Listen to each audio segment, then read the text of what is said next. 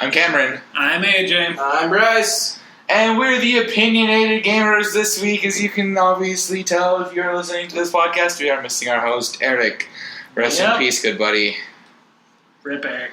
R.I.P., man. But as y'all know from a previous podcast, Bryce does a great job at hosting. Shut up. Okay, Bryce, who are we talking about? This week, let's discuss let's get first things first out of the way.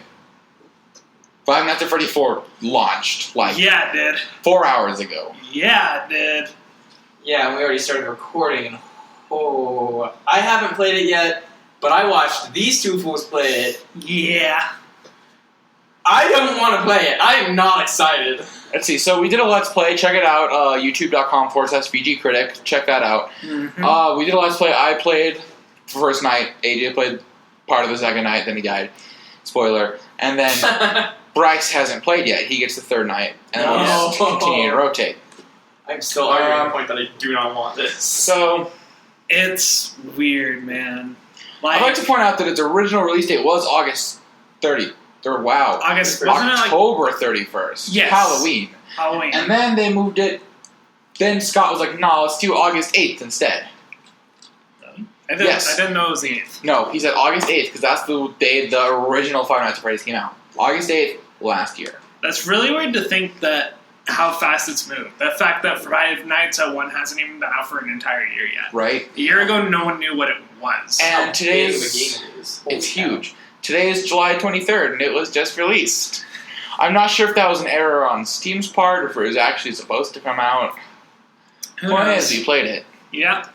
And it's way different from the others. Yeah. It's different, but it's still the scariest thing I've ever seen. Yep. AJ, explain what happened. Well, basically, so you start and you are locked in a room and you, from the playstyle that you seem like you are embodied in a child. You are in a room and there is two physical, doors, and then there's a closet in front of you as well as your bed behind you, and you crawl to each location.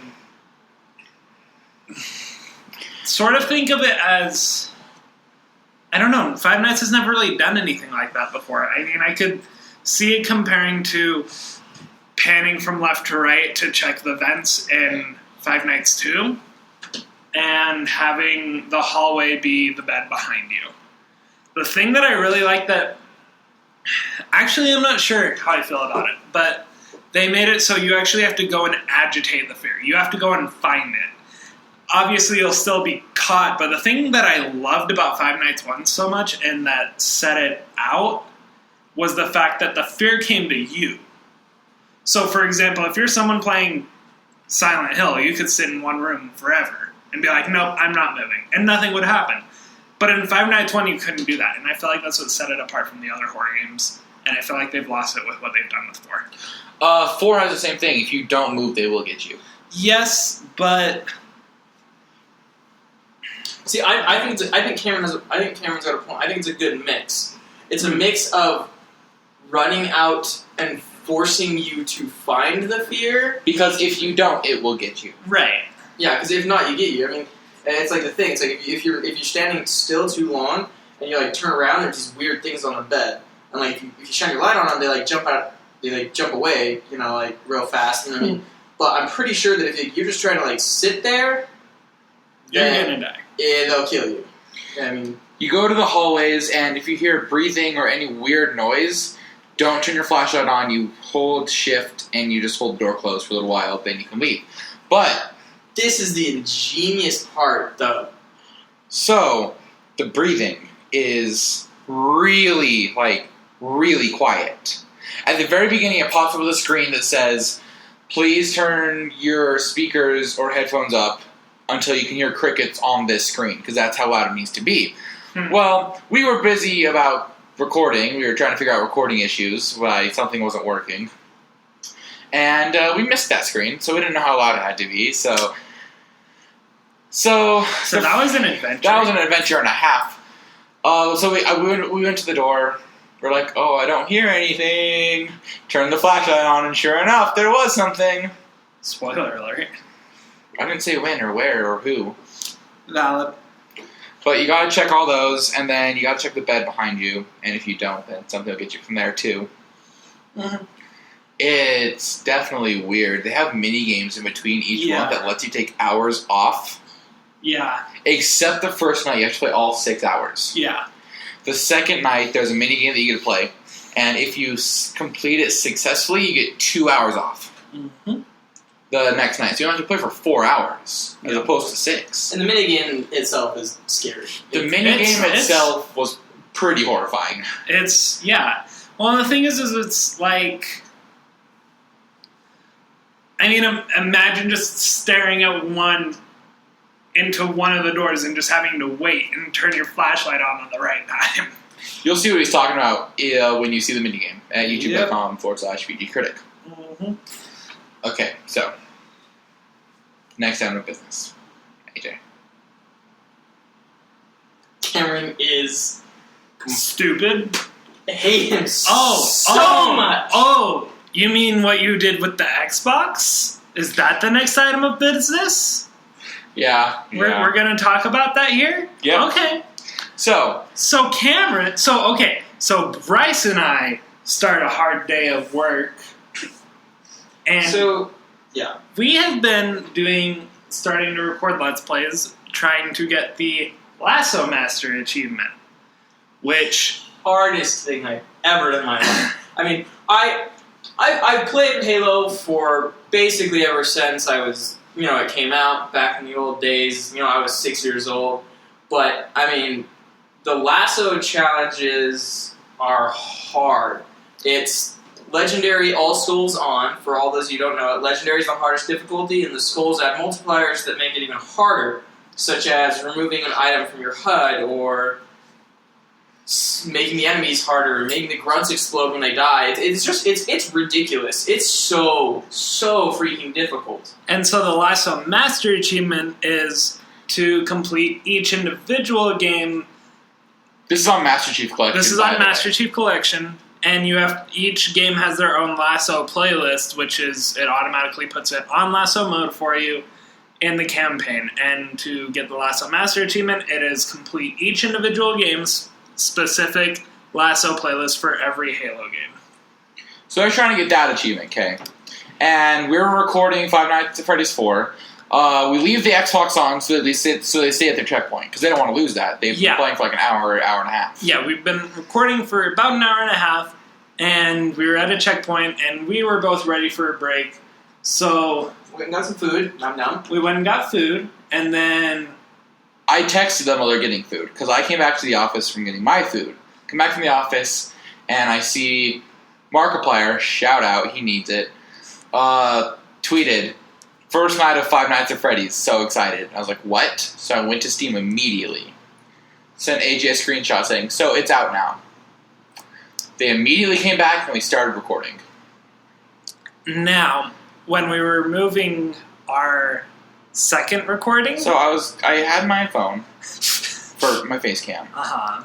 And I bring it over to my laptop, plug it in, set my phone down, and the edge of my phone... So what we were doing is we would touch the controller every now and then so the Xbox wouldn't turn off. Uh-huh. And the edge of my phone touched the little itty-bitty, tiny, whiny circle on the Xbox and turned it off. Yes, it did. And words were had. Yeah, I was a little disgruntled with you. A little? Yeah, a little. I was a little more than disgruntled with Cameron. So that happened, and so, like, honestly though, that's our second that was our third episode, but their second episode was pretty much the same level. So, but still, it took us an hour and a half to get to that point. It took us so long to get back to where we needed to be, though. That's the problem. And so then that happened, and then they're like, oh, now we gotta get back to... We're not recording Five Nights at Freddy's anymore. Yeah. Bryce and I were kind of pissed off, so we said, let's do a podcast. Now we're here. Here we are right now, doing a podcast for you. Yep. Did you guys see the Fallout 4 that comes out? That comes in a mini nuke. Yes, want so bad. All right. Totally worth $50. Yeah, so I got the details on this one. Bethesda announced Fallout Anthology. It's for the PC only. It's Fallout 1, Fallout 2. There's like that weird one that comes after Fallout 2. I can't remember what it's called, but it's like... Oh, it was the last one made not by Bethesda. AJ's going to hit us up with some knowledge in a second. It is got it. But it comes with that one, and then it comes with Fallout 3 and Fallout New Vegas as well. So it comes with 5 games. And these 5 games that it comes with, they come packaged in a mini nuke. Brotherhood of Steel? Brotherhood of Steel, yes. Thank you. Fallout Tactics, that's what it's called. Fallout Tactics, Brotherhood of Steel. But, I mean, it comes in a mini nuke. And it's pretty dang cool looking. I mean, I saw this thing and I was like, that's pretty dang cool. And so AJ's like, well, dude, check it out. See how much it costs. And I was like, all right, we hop on Best Buy. Shout out. $50, dude. $50 for the mini nuke. $50. 4 games in the mini nuke. $50. 5? 5 games. Fallout 2. Yep, Fallout 2, Fallout Tactics, Fallout 3, and Fallout New Vegas, all on the PC, coming in a mini nuke. I mean, I already own Fallout 3 on my PC, but I mean, dude. Yeah. $50 for all that and a mini nuke? For all of that packaged in a little mini nuke? That's pretty cool. That's pretty sweet. That's pretty cool. Pretty much the greatest deal of all time. Yeah. So, if it ever does show up on Amazon, though, you can always find out if it's on Amazon. Anything you want to buy on Amazon, go to vgcritic.com/Amazon and do all of your Amazon shopping there. Also, helps us out a lot. Helps us out so much. And if you want to help us out even more and you have Apple devices, you can go to our main site and there's a little tab up top that says Apple Things That We Like. You can click on any one of them and then just do your shopping after that. That helps us out a ton also. Yep. It helps support us so we can get more content out to you. So this is a little short episode. Yeah, short little podcast. Short little, only... Good update. I mean, on what's been up and what we've all been working on. Oh, if we hit 120 followers on Twitch, we're going to stream all 120 stars Mario 64 nonstop. Yeah, and I believe we're at 33 or 34. And we have a goal on YouTube right now to get to 100 subscribers.